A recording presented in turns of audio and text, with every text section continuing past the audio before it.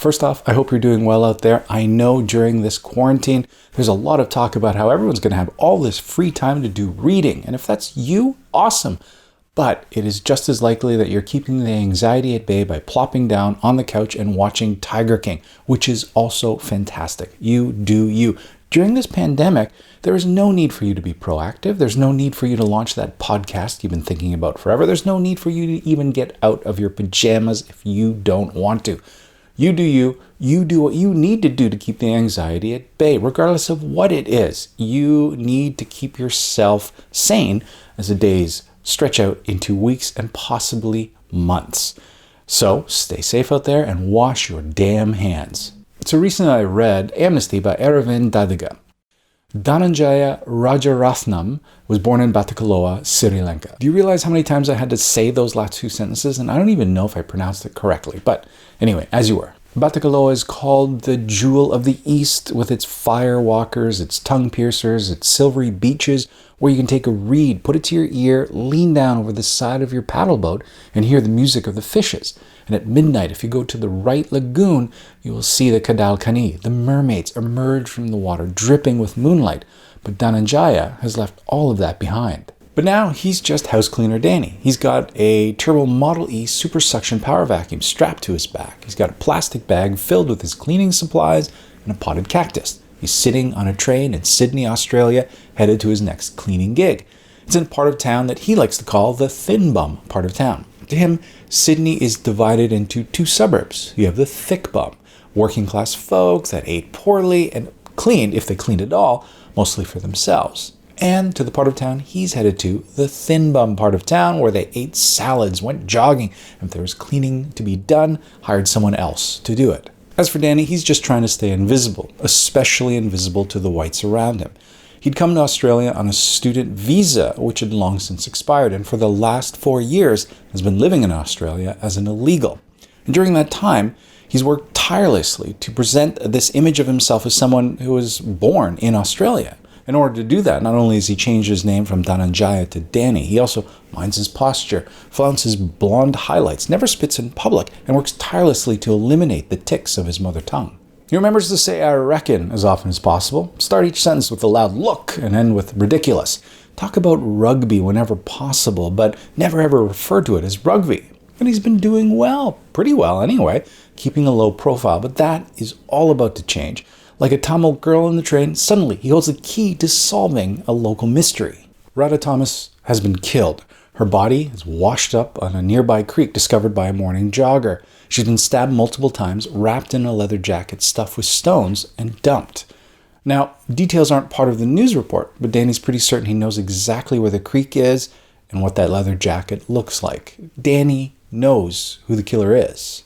So Amnesty is doing a lot of work here book-wise. When it starts out, I thought it was more like a Curious Incident at Nighttime by Mark Haddon, because I thought maybe Danny was simple, he's making noises as he cleans, bada bada boom, and it's up to him to solve the mystery. But later on it becomes more like A Girl on the Train, where Danny holds the key to solving the mystery. And it's not that he's an unreliable narrator, it's more that he realizes that if he decides to go to the authorities with his information, he'll probably be outed as an illegal and subsequently booted from the country.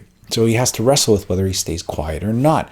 And then it becomes this cat and mouse game between him and the killer, another brown man, someone he calls an icebox Indian, someone born in Australia who never has to apologize for existence, who is completely sure of his right to be there in Australia, someone who doesn't have to sweat. So over the course of the day, Danny has to decide what he's going to do. Will he stay silent, forget what he knows, and fulfill his dream of staying in Australia indefinitely, of truly becoming invisible? Or will he go to the authorities with what he knows and maybe plead his case, plead for asylum, that the country that he's lived in for the past 4 years he won't be kicked out of as a result of his one good deed? And the city is filled with signals and signposts. Danny has spent so much time in the city, so much time paying such close attention, he can't help but see some of the signs that the city is throwing out at him. Throughout the entire story, he carries around that potted cactus and guards it closely. It represents the idea of him wanting to stay in Australia indefinitely, and he guards it throughout, hoping to give it to his girlfriend when he sees her next. Meanwhile, the city is sending out these signals, and snippets of radio adverts, placards in shop windows, the city noise, even his own phone is trying to tell him a story. It's like the fishes in his hometown with their own music, and it's up to him to decipher those signals and make sense of it all. I like the pacing of the story. It happens over the course of a single day. I found the time markers that started each paragraph had to be mostly extraneous. I ignored them for the most part. And so over the course of the day, we have to just figure out which Danny will prevail. Is it Danny, the great faker, the one that is pretending to be a citizen of Australia, that's pretending to be a vegan for his Sydney girlfriend? Or is it the Danny that will do right but get punished for it? The Danny that goes off to Dubai to work in a hotel only to save money and return home and get interrogated and his forearm burned by cigarette ash for his inability to read the signals. All right, so there you go. It is Amnesty. I hope you do get a chance to check it out if reading is your thing during this time of lockdown.